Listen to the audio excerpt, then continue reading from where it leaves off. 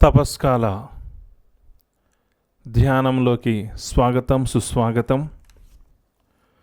ఉపవాసము లేకుండా ప్రార్థన లేదని నేను నమ్ముతాను. ప్రార్థన లేకుండా నిజమైన ఉపవాసము లేదు. రెండవ ధ్యానాంశముగా ప్రార్థన గురించి ధ్యానించబోతూ ఉన్నాం.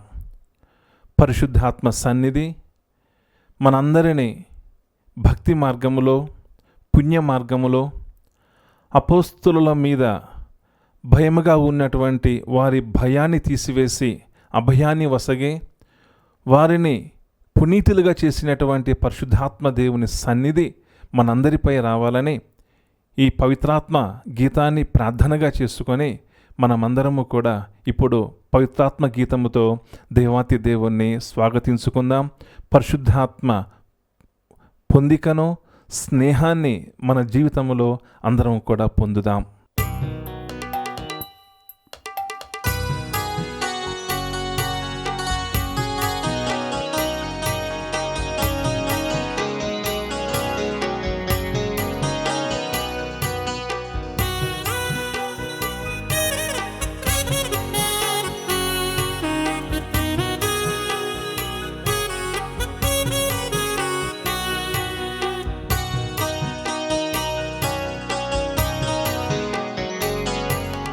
పావనాత్ముడా, పావనాత్ముడా, జీవమొసగు పావనాత్ముడా, పావనాత్ముడా, పావనాత్ముడా, జీవమొసగు పావనాత్ముడా.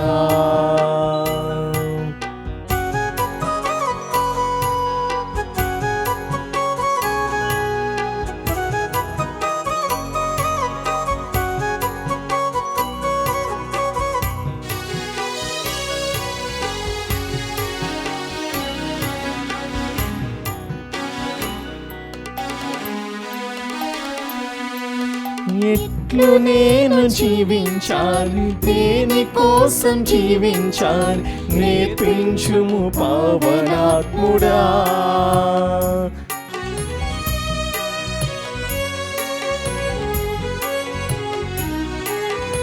ఎట్లు నేను జీవించాలి, దేని కోసం జీవించాలి, నేర్పించుము పావనాత్ముడా.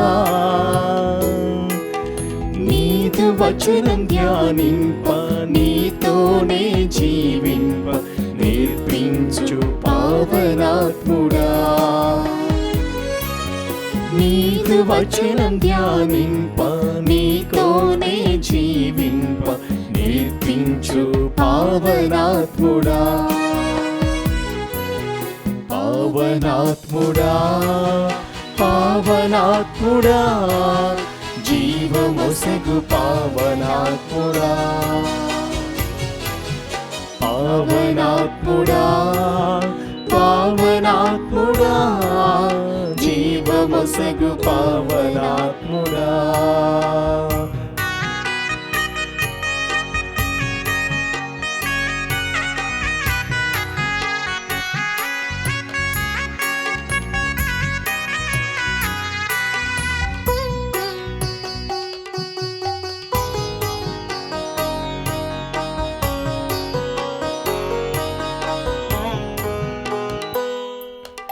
ఎట్లు నేను ప్రార్థించాలి, దేని కోసం ప్రార్థించాలి, నేర్పించు పావనాత్ముడా.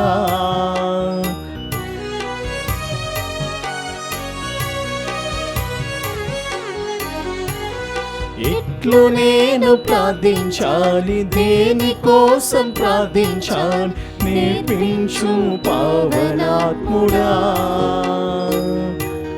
శోధనలను జయించుటకు, బాధలను భరించుటకు శక్తినొసగు పావనాత్ముడా. శోధనలను జయించుటకు, బాధలను భరించుటకు శక్తినొసగు పావనాత్ముడా. పావనాత్ముడా, పావనాత్ముడా, జీవము జీవమసగు పావనాత్ముడా, పావనాత్ముడా, పావనాత్ముడా, జీవమసగు పావనాత్ముడా. క్రీస్తునందు ప్రియ సహోదరి సహోదరులారా, లూకా సువార్త 11వ అధ్యాయము 1వ వచనము నుండి, యేసు ఒకచోట ప్రార్థన చేయుచుండెను. ప్రార్థన ముగియుట తోడనే ఆయన శిష్యులు ఒకడు, ప్రభు, యోహాను తన శిష్యులకు నేర్పిన విధమున మీరును మాకు ప్రార్థన చేయుట నేర్పుడు అని అడిగెను.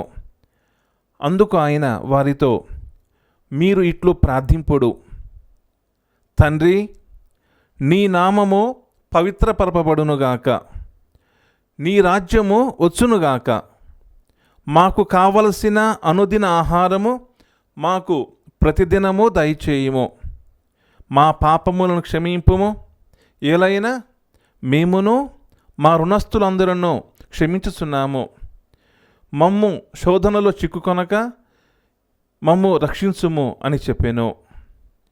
ప్రియ సహోదరి సహోదరులారా, ప్రార్థన మనలను సర్వాంతర్యమైన దేవునితో ఒకనిగా చేస్తూ ఉంది. ప్రార్థన మన మనసు దేవుని చిత్తాన్ని తెలుసుకోవటానికి దగ్గరి వారం చేస్తూ ఉంది. ప్రార్థన మనందరినీ ఆనందంగా ఉండటానికి దోహదపడుతూ ఉంది. భగవంతుని అపరిమితమైనటువంటి శక్తి ప్రార్థనలో మనకు ప్రతిరోజు కూడా సిద్ధిస్తూ ఉంది. ప్రార్థన అనేది ఆత్మ స్వాధీకారం. దేవుడు మనలను ప్రార్థించమని చెప్పుట వలన ఆయన మనలను బిచ్చగాళ్ళని చేయటం లేదు.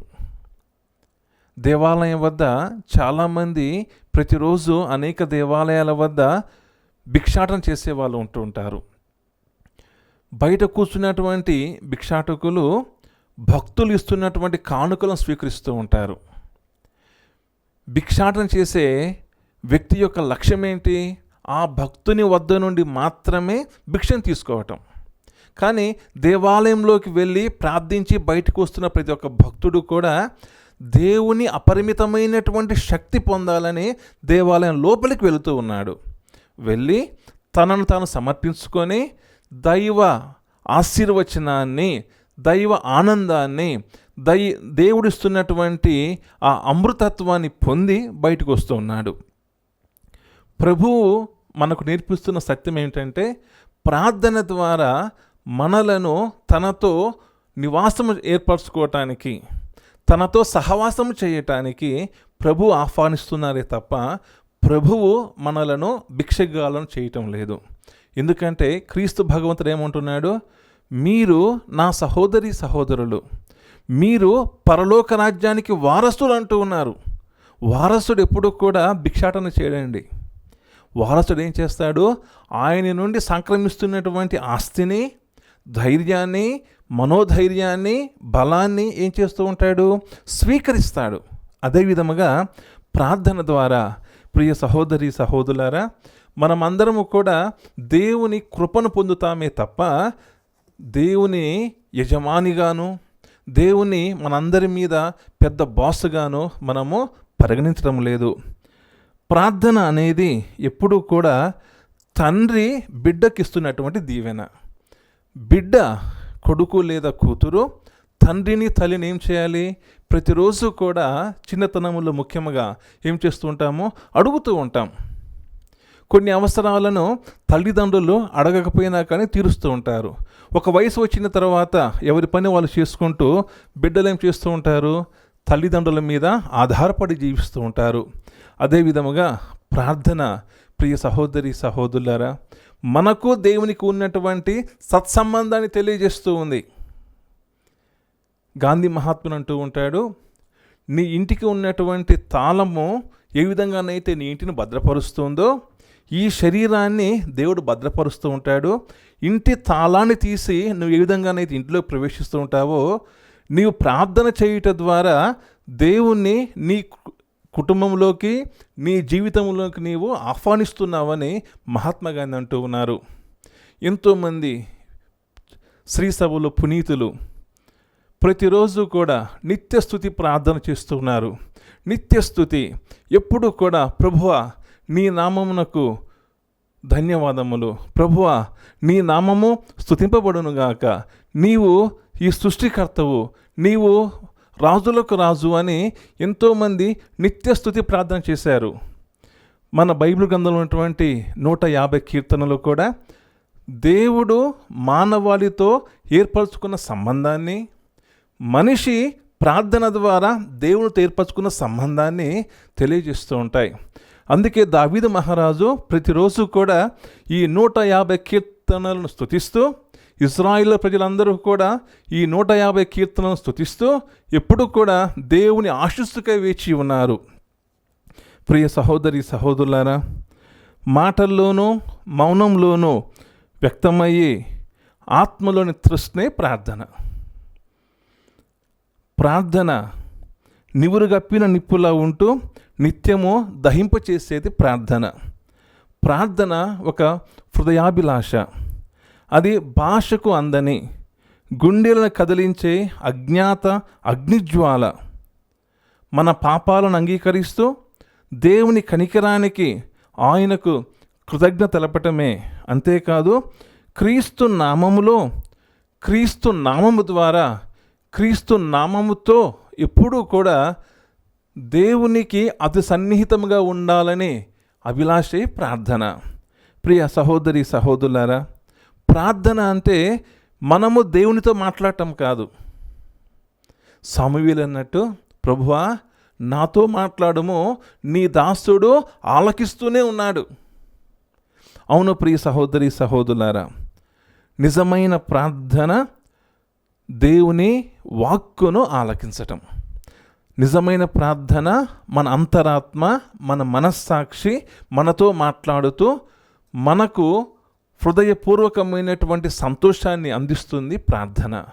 ఈనాడు ఆదివారము దేవాలయానికి వెళ్ళటమే కాదు, ఈ తపస్కాలములో ముఖ్యముగా బుధవారము, శుక్రవారము ఉపవాసాన్ని ఆచరిస్తూ పరిశుద్ధ శిలువ మార్గములో పాల్గొని దేవుని యొక్క ఆత్మీయత పొందటంలోనే సంతృప్తి పడకుండా లోతైన భావాన్ని, ప్రార్థన అంటే హృదయము, మన మనస్సు ఎప్పుడూ కూడా దేవుని నిత్యస్తుతి చేయటము ప్రార్థన. ప్రియ సహోదరి సహోదరులారా, దేవుని ధననిధి తెరుస్తూ మన జీవితాలలో ఆత్మీయ ఆశీస్సులు ఇస్తూ ఉంది. శరీరానికి శరీర వ్యాయామం ఎంత ముఖ్యమో ప్రార్థనా జీవితంలో ఆత్మీయ వ్యాయామం కూడా అంతే ముఖ్యం. ఆత్మీయ వ్యాయామం అంటే ఏంటి? ఈ తపస్కాలంలో మనమందరము కూడా ఆత్మీయ వ్యాయామంలో ఏం చేస్తూ ఉన్నాం? విభూతి ధరించాం. ప్రతి కుటుంబంలో మాంసాన్ని వండకుండా ఉంటూ ఉన్నారు, తినకుండా ఉంటూ ఉన్నారు. ఎంతోమంది దీక్షాపరులు చెప్పులు తీసివేసి ప్రత్యేకమైనటువంటి వస్త్రధారణలో దేవాలయాలలో అనేక ప్రార్థన చేస్తూ ఉన్నారు. ఇంకా దేవాలయం మొత్తం కూడా ఎంతగానో శుభ్రపరుచుకొని దుఃఖపూరితమైనటువంటి క్రీస్తు శ్రమల ధ్యానానికి అనుగుణంగా దేవాలయాన్ని అలంకరించుకొని దివ్య పూజాబలిలో పాల్గొంటున్నాము. అదేవిధముగా అఖండ జ్యోతి అనేటువంటి ఈ ప్రత్యేక ప్రార్థన ద్వారా ప్రతి కుటుంబంలో కూడా దివ్య సప్రసాదం అందసం ముందు అనేక కుటుంబాలు వారు వచ్చి ఈ అఖండ జ్యోతి ద్వారా ప్రత్యేక ప్రార్థన చేస్తూ ఉన్నారు, పాదయాత్ర చేస్తూ ఉన్నారు. ఇంకా ఉపవాసము ద్వారా దేవునికి దగ్గర కావాలని ప్రయత్నం చేస్తూ ఉన్నాం. ఇవన్నీ కూడా ఒక రకమైనటువంటి ప్రార్థన. శరీరాన్ని తగ్గించుకొని, అహంకారాన్ని తగ్గించుకొని దేవుని మహిమ మన జీవితంలో పొందటం ప్రార్థన. ప్రియ సహోదరి సహోదరులారా, మనం ఎందుకు ప్రార్థన చేయాలి? ప్రార్థన చేయలేక ఎంతోమంది ఓడిపోతూ ఉన్నారు. ప్రార్థన చేస్తే ఏమి వస్తుంది? దేవుని సహవాసము కొరకు ప్రార్థన చేయాలి, దేవుని క్షమాపణ కొరకు ప్రార్థన చేయాలి, పాపములో పడిపోకుండా దైవ కృప పొందుటకు ప్రార్థన చేయాలి. అదే విధముగా ఇతరుల రక్షణ కొరకు మనము ప్రార్థన చేయాలి. మనం ఎక్కడ ప్రార్థన చేయాలి? హెజకేలు గ్రంథము 3వ అధ్యాయము 22వ వచనంలో వింటూ ఉన్నాము. ఒంటరిగా లేదా ఏకాంతముగా ఉన్నప్పుడు మనము ప్రార్థన చేయాలి. అపోస్తుల కార్యాలు 12వ అధ్యాయము 12వ వచనంలో వింటూ ఉన్నాము. అపోస్తులందరూ కూడా రోమీయులకు భయపడి వారు చీకటిలో ఇంటిలోకి వెళ్ళి ప్రార్థన చేస్తూ ఉన్నారు. ప్రియ సహోదరి సహోదరులారా, ఎక్కడ ప్రార్థన చేయాలి? ఇంకా మందిరములో ప్రార్థన చేయాలి. నలుగురుగా ఉన్నప్పుడు మనము ప్రార్థన చేయాలి. ప్రార్థనలో మనము ఏమి అడగాలి? దేవుని విజ్ఞానానికై అడగాలి. దేవుని చిత్తము మన జీవితంలో నెరవేరాలని, ఆ చిత్తాన్ని తెలుసుకునే భాగ్యాన్ని దయచేయమని మనం అడగాలి. క్రీస్తు ప్రేమ మన జీవితంలో రావాలని అడగాలి. ప్రభు, నీ ఆజ్ఞలను పాటించే శక్తిని ఇవ్వమని ప్రార్థించాలి. గట్టి నమ్మకంతో ప్రార్థించాలి. నిస్వార్థంగా ప్రార్థించాలి. ఏమి అడిగినా కానీ క్రీస్తు నామములో అడగాలి. చాలామంది పునీతుల మధ్యస్థ ప్రార్థన చేస్తూ ఉంటారు. చాలా సంతోషం. పునీతుల మధ్యస్థ ప్రార్థన కూడా యేసు నామములోనే మనము తండ్రి దేవునికి విన్నవించుకోవాలి. మనము ప్రార్థన ఎప్పటి వరకు చేయాలి? ఈనాటి ఆరంభ పలుకుల్లో విన్నాము. పరలోకమందున్న మా యొక్క తండ్రి, మీ నామము పూజింపబడునుగాక. ఆయన నామము పూజిస్తూ మనకు సమాధానం వచ్చేంత వరకు ప్రార్థించాలి. చాలామంది ఏమనుకుంటాము, నేను ప్రార్థన చేస్తూ ఉన్నాను, భగవంతుడు నా ప్రార్థన ఆలకించడం లేదు, నేను వెలిగించిన క్రొవ్వొత్తులు, నేను సమర్పించిన పూజాబలులు, నేను చేసిన దాన ధర్మాలు ఎక్కడికి వెళ్ళాయో ఏమో, దేవుడు నా ప్రార్థన ఆలకించడం లేదని ఎంతోమంది దుఃఖపడుతూ ఉంటాం. ప్రియ సహోదరి సహోదరులారా, భగవంతుడు ఎప్పుడూ కూడా మనకు జవాబు ఇవ్వకుండా మన ప్రార్థనను తృణీకరించడు. ప్రార్థనకు 3 సమాధానాలు ఉంటాయి. మొదటిది, అవును, నిన్ను దీవిస్తూ ఉన్నాను. రెండవది, వద్దు, నీవు చేయవద్దు, నీవు చేసినా కానీ ఫలితము లేదు, నీకు ఇది సముచితము కాదు, అందుకే నేను నిన్ను దీవించటము లేదు. మూడవ సమాధానం ఏమిటంటే, ప్రియ సహోదరి సహోదరులారా, కనిపెట్టుకొని దేవుని యొక్క ఆశీర్వాదానిక ఇంకా ఇంకా ప్రార్థించటం. ముందుగా సంఖ్యాకాండము 22వ అధ్యాయము 10వ వచనంలో వింటూ ఉన్నాము. బిలాము బాలాకు రాజు పిలుపును అంగీకరించి వెళ్ళవద్దు అన్నప్పుడు దేవుడు వద్దు అని చెప్పాను. అదేవిధముగా 1 సామువేలు 30వ అధ్యాయము 8వ వచనంలో వింటూ ఉన్నాము. దావీదు అమాలేకీయులను తరిమిన ఎడల వారిని కలుసుకుందును అని అడిగినప్పుడు దేవుడు అతనిని వారించి దక్కించుకొనెను. మరి మూడవదిగా ఆదికాండము 15వ అధ్యాయము 4వ వచనము, 21వ అధ్యాయము 1-2 వచనాలు వింటున్నాము. అబ్రహాముకు దేవుడు వాగ్దానం చేశాడు. ఏం చేశాడు? నీ సంతతి ఇసుక రేణువుల వలె ఉంటుంది అన్నాడు. కానీ ఎన్నో సందర్భాలలో గమనించాము, ఆయన కడు ముసలివాడయ్యేంత వరకు భగవంతుడు ఆయనను సంతానంతో దీవించలేదు. కానీ చేసినటువంటి వాగ్దానాన్ని తన జీవితంలో తను నెరవేర్చుకోవటానికి అబ్రహాం ఎన్నో త్యాగాలు చేయాల్సి వచ్చింది. చివరికి ప్రభు ఏం చేశాడు? ఆయన ఇచ్చినటువంటి వాగ్దానాన్ని నెరవేర్చాడు. కావున ప్రియ సహోదరి సహోదరులారా, ప్రార్థనలో ముఖ్యముగా భగవంతుడు సమాధానం ఇస్తాడు, కానీ ఆయన ఇచ్చిన సమాధానం మనకు నచ్చదు. ఆయన ఇచ్చిన సమాధానము మనకు నచ్చదు. యోబు గ్రంథములో గమనిస్తున్నాము, ప్రార్థన ఎలా ఉండాలి, ఏమి చేయాలి అని మనము గమనిస్తున్నప్పుడు యోబు గ్రంథంలో 11వ అధ్యాయము 13వ వచనములో, మోకాళ్ళు ఉండి కనులు మూసుకొని మన మనసులకు చెడు సంగతులు గుర్తుకు రాకుండా మంచి సంగతులను తలంచుకుంటూ మనము క్రీస్తు ప్రభువునే తలంచుకొనవలెనని హెబ్రీలకు రాసిన లేఖ 12వ అధ్యాయం 2వ వచనంలో వింటూ ఉన్నాము.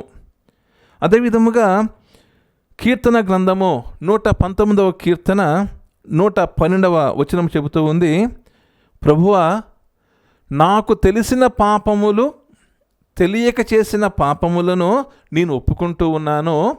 రానున్న కాలములో నేను పాపములు చెయ్యను అన్నటువంటి విజ్ఞాపన పశ్చాత్తాప ప్రార్థన చేయాలి.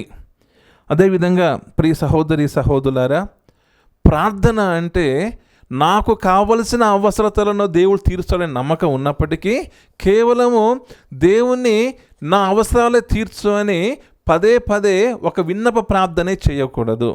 దేవునికి కృతజ్ఞత ప్రార్థన, స్తుతి ప్రార్థన, విన్నప ప్రార్థన, మన్నిపు ప్రార్థన చేస్తే భగవంతుడు తప్పకుండా మన ప్రార్థనను ఆలకిస్తాడు. ప్రియ సహోదరి సహోదరులారా, ఎందుకు మనము ప్రార్థన చేసినా కానీ మనకు సమాధానం రావటం లేదు? కీర్తన 66:18 వింటూ ఉన్నాము, మనము ఒప్పుకొని పాపము, అంగీకరించని పాపము, ఇతరుల జీవితాలలో చేసే నష్టం అంతా చేసి, వారి జీవితాలు దుర్భరమయ్యేలా చేసి, వారిని అనరాని మాటలని, వారి కుటుంబాలలో వారి జీవితాలలో మనమే ముందంజు ఉండి వారి మీద కాల్చి గుడ్డ వేసి, ఈరోజు 2 చేతులు జోడించి మోకరించి నీవు పశ్చాత్తాపపడకుండా, మన్నింపు అడకుండా నీవు ఉంటే ప్రియ సహోదరి సహోదరులారా, దేవుడు అలాంటి ప్రార్థనను ఆలకించడు. అదేవిధముగా వేషధారణతో ప్రార్థించుట, అపనమ్మకముతో ప్రార్థించుట. చాలామంది దేవాలయానికి వెళుతూ ఉంటారు, వస్తూ ఉంటారు.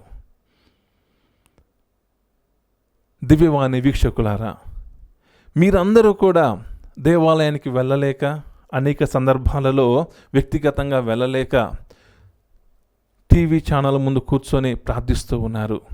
చాలా సంతోషం, ఆనందదాయకం. మీ ద్వారా మీ కుటుంబంలో ఇతరులకు వీలున్న సమయంలో నెలకల్లా మీరు దేవాలయానికి వెళ్ళి ప్రార్థించండి, దివ్య సప్రసాదం ముందు మోకరించి ప్రార్థించండి అని మీ కుటుంబంలో ఉన్నటువంటి అనేక మందికి మీరు చెబుతూ మీరు సాక్షులుగా ఉండాలి. అది కూడా దేవుడు మెచ్చుకుంటున్నటువంటి ఒక ప్రార్థన. అదేవిధముగా చాలామంది అంటూ ఉంటారు, నా ప్రార్థనను దేవుడు ఆలకించడం లేదని. మలాకీలకు రాసిన గ్రంథము 3వ అధ్యాయము 8 నుండి 10 వింటున్నాము, చాలామంది దేవుని పేరున దేవుని సొమ్మును దోచుకుంటూ ప్రార్థన చేస్తుంటారు. బలహీనమైన ప్రజల యొక్క సొమ్మును దోచుకుంటూ ప్రార్థన చేస్తూ ఉంటారు. ప్రభువు అలాంటి వారి ప్రార్థన కూడా ఆలకించడు. కావున ప్రియ సహోదరి సహోదరులారా, ఈనాడు బైబిల్ గ్రంథములో ముఖ్యంగా సువార్తలో ఎంతోమంది ప్రార్థన చేసి ఉన్నారు. వారి ప్రార్థనలు ఏ విధంగా ఆలకించబడ్డాయి మనమందరం కూడా ధ్యానించుకుందాం. ఎలియా చనిపోయినటువంటి విధవరాలి కుమారుని కొరకు ప్రార్థించాడు. శతాధిపతి తన సేవకుని కొరకు ప్రార్థించాడు. ఆ పవిత్రాత్మ పట్టిన వాడొకడు తన కొరకు తానే ప్రార్థన చేసుకున్నాడు. రక్తస్రావం రోగము గల స్త్రీ తన కొరకే తాను ప్రార్థన చేసుకుంది. 2 గ్రుడ్డివారు తమ కొరకు తామే ప్రార్థన చేసుకున్నారు. ఒక కానాను స్త్రీ తన కుమార్తె కొరకు ప్రార్థన చేసుకుంది. భర్తిమయి తన కొరకే తను ప్రార్థన చేసుకొని దృష్టిని పొందాడు. మార్త మరియమ్మలు వ్యాధిగ్రస్తుడైన తన తమ్ముని కొరకు ప్రార్థన చేశారు. పౌలు ప్రాప్తి తన తండ్రి కొరకు ప్రార్థన చేశాడు. చనిపోయిన విధవరాలి కొరకు ఎలియా ప్రార్థన చేశాడు. 12 గోత్రికులు తమ గోత్రమును ఆస్వాదించమని వారు ప్రార్థన చేశారు. నిర్గమకాండంలో చూస్తున్నాము, ఐగుప్తు దేశము నుండి, బానిస జీవితము నుండి వారిని విమోచించమని ఇజ్రాయేల్ ప్రజలు ప్రార్థన చేశారు. ప్రియ సహోదరి సహోదరులారా, చిన్న ప్రార్థన జీవితాన్ని మార్చివేస్తుంది. ఒకానొక ప్రాంతంలో కడు వృద్ధులు, చదువు రానటువంటి దంపతులు, వారికి అక్షరము రాదు, కేవలము వారికి తెలిసిందల్లా ప్రభువా మమ్ము కరుణించండి అని ప్రతిరోజు కూడా మోకరించి ప్రార్థన చేసేవారు. వారి ప్రార్థనను, వారి జీవిత విధానాన్ని అనుసరించి కొన్ని సంవత్సరాల తర్వాత చాలామంది వారి దగ్గరకు వెళ్ళి వారి దీవెన ఆశీర్వచనానికే వెళ్ళేవారు. వెళ్ళినప్పుడు ప్రియ సహోదరి సహోదరులారా, ఆ కడు వృద్ధులు వారి ఇంటి ముందు ఎంతోమంది ప్రజలు వస్తున్నారు. వీరిద్దరూ కూడా చేతులు వారి మీద ఉంచి ఆశీర్వదించి ప్రార్థిస్తూ ఉన్నారు.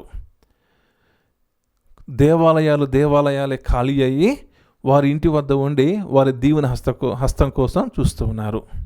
చూస్తున్నటువంటి ఈ సమయంలో అక్కడ ఉన్నటువంటి దైవ బోధకులు కొంతమంది వెళ్ళి, మీరు ఇలా చేయటం తగదు, మీరే దేవాలయానికి రావాలి, మీరు అక్కడికి వచ్చి ప్రార్థన చేసుకోండి, దేవాలయ ప్రజలు మీ వద్దకు రాకూడదు అన్నప్పుడు, అయ్యా మేము ప్రయాణించలేము, వయసు భారము చేత మేము ఇంటి వద్దనే ఉంటూ ఉన్నాము, మేము అలా చేస్తే మాము క్షమించండి అని అడిగిన తర్వాత ఈ దైవ బోధకులు అన్నారు, మీరు ఏం ప్రార్థన చేస్తూ ఉన్నారు అన్నప్పుడు, అయ్యా మాకు ఎక్కువగా బైబిల్ గురించి తెలియదు, కానీ యేసే రక్షకుడు, యేసు నామములో స్వస్థత ఉందని మేము ప్రార్థిస్తున్నాము, మాకు తెలియకుండానే పవిత్రాత్మ శక్తి వారిని స్వస్థపరుస్తుందని చెప్పినప్పుడు దైవాంకితులు అన్నారు, దైవ బోధకులు, మీరు ఇలా కాదు ప్రార్థించేది, పరలోకమందున్న మా తండ్రి అని ఈ పరలోక ప్రార్థనను మీరు చెప్పండి అని బోధించినప్పుడు ఆ వయోవృద్ధులు ప్రార్థన నేర్చుకున్నారు. కొద్ది సమయం తర్వాత ఈ దైవ భక్తులిద్దరూ కూడా తిరుగు ప్రయాణం చేస్తున్నారు. తిరుగు ప్రయాణం చేస్తున్నప్పుడు ఈ వయోవృద్ధులు ఆ పరలోక ప్రార్థన మర్చిపోయి ఈ దైవ భక్తులిద్దరూ కూడా ఈ ఇంటికి రావాలంటే అక్కడ ఒక నది పారుతూ ఉంది, నది మీద పడవలో వచ్చారు. ఇద్దరు కూడా దైవాంకితులు పడవ మీద తిరుగు ప్రయాణం చేస్తూ ఉన్నారు. ఈ ముసలి వాళ్ళు భార్య భర్త ఇద్దరూ కూడా ఈ దైవాంకితుల వద్దకు వెళ్ళి ఆ పరలోక ప్రార్థన నేర్చుకోవాలని వెళుతూ ఉన్నారు వారి దగ్గరకు. వీరేమో పడవ మీద పోతూ ఉన్నారు. ఈ వయోవృద్ధులు ఇద్దరూ కూడా నీటి మీద నడుచుకుంటూ పడవ వద్దకు వెళుతూ ఉన్నారు. అప్పుడు పడవలో ఉన్నటువంటి దైవాంకితులు ఆ ముసలి వాళ్ళను చూస్తూ వారికి నమస్కరించి, మీ విశ్వాసము మెచ్చదగినదని చెప్పారు. అవును ప్రియ సహోదరి సహోదరులారా, దేవుని యందు విశ్వాసముతో ఒక్క ప్రార్థన చేసినా, చిన్న ప్రార్థన చేసినా భగవంతుని కృప ప్రార్థన ద్వారా మన జీవితాలకు ఆశీర్వాదకరంగా ఉంటుంది. అందుకే భార్యాభర్తలారా, కుటుంబ సభ్యులారా, కుటుంబ ప్రార్థనను మర్చిపోకండి. ఈనాటి కంప్యూటర్ యుగంలో కుటుంబ ప్రార్థనను మర్చిపోతూ ఉన్నాం. ఈనాడు ఈ ధ్యాన వడకములో మీ అందరికీ నేను ఈ హస్తంలో ఉన్నటువంటి 5,000 ప్రార్థన నేర్పించబోతున్నాను. మొదటిదిగా ఈ వ్రేలు అనేది, బొటన వేలు అనేది చాలా దృఢంగా ఉంటుంది, మనకు చాలా దగ్గరగా ఉంటుంది. దీని అర్థం ఏమిటంటే మనము ప్రతిరోజు కూడా మన కుటుంబం కోసము ప్రార్థించాలి. భర్త భార్య రక్త సంబంధికులే కాదు, మన రక్త సంబంధికులతో పాటు మన ఆత్మీయ కుటుంబం కోసం ప్రార్థించాలి, స్నేహితుల కోసం మనము ప్రార్థించాలి. ఈ చూపుడు వేలు సాధారణంగా ఉపాధ్యాయులు, బోధకులు ప్రతిరోజు కూడా మనము మనలను సక్రమమైన మార్గం వస్తున్నటువంటి గురువుల కొరకు, మఠకన్యకల కొరకు మనము ప్రార్థన చేయాలి. మధ్య వేలు అన్నిటికంటే పొడుగుగా ఉన్నటువంటి వేలు, ఇది రాజుల కొరకు, అధికారుల కొరకు, నాయకుల కొరకు మనము ప్రార్థించాలి. దేశ సౌభ్రాతృత్వము, ప్రపంచ నాయకులు, మానవ జాతి శ్రేయస్సు కొరకు, దేవుని పోలికగా సృష్టించినటువంటి ప్రతి మానవుడు రక్షింపబడాలని ప్రతి నాయకుడి కోసం మనము ప్రార్థించాలి. 4వదిగా చిన్న ఏలు అంటూ ఉంటాం. ఈ బలహీనమైనటువంటి ఏలు, ఇది ఎప్పుడు కూడా బలహీనంగానే ఉంటుంది. ఈ 4వ ఏలు ద్వారా మనమందరము కూడా అనారోగ్యంతో ఉన్నటువంటి ప్రతి వ్యక్తి కోసము మనము ప్రార్థన చేయాలి. ఈ 5వ వేలు ఎప్పుడు కూడా ప్రియ సహోదరి సహోదరులారా అన్నిటితో పాటు తగ్గి ఉంటుంది. అంటే మనల్ని మనము తగ్గించుకొని మన కోసము మనము ప్రార్థన చేసుకోవాలి. కుటుంబం కొరకు ప్రార్థన చేయాలి. ఉపాధ్యాయులు, గురువులు, మఠకన్యలు, మన దేశ నాయకులు, అనారోగ్యంతో ఉన్నటువంటి పరిశుద్ధ పాపగారి కోసము, ఇంకా పీఠాధిపతులు, ఈ 4వ ఏలు ప్రత్యేకముగా బలహీనంగా ఉంటుంది. అనారోగ్యంతో ఉన్న వారి కోసం ప్రార్థించాలి. ఈ 5వ ఏలు అనేది మన కోసము ప్రతిరోజు ప్రార్థన చేసుకోవాలి. థోమస్ గారు అన్నట్టు, నా దేవా నా దేవా. ప్రభు, ఈ ధ్యానంలో మేమందరము కూడా ప్రార్థన మా అందరి జీవితాలకు వెలుగునిస్తుందని, ప్రార్థన లేకుండా ప్రతిరోజు కూడా నేను సాతానులో ఉంటున్నానని మర్చిపోకుండా, ఈ తపస్కాలం అనేది కృపాకాలముగా పరిశుద్ధ శిలువ మార్గము మా జీవితాలకు మార్గచూపరిగా ఉంటూ క్రీస్తు చూపించిన ప్రేమ మనందరి జీవితాలలో ఉండే విధంగా మరియ తల్లి మధ్యస్థ ప్రార్థన మనకు తోడుగా ఉండాలని, నిరీక్షణ యాత్రికులుగా ఈ ధ్యానములో మన ఆశలన్నీ కూడా ప్రార్థనలు సఫలీకృతం కావాలని ఆ క్రీస్తునాథుని శిలువనాథుని వేడుకుంటూ ధ్యానించుకుందాం.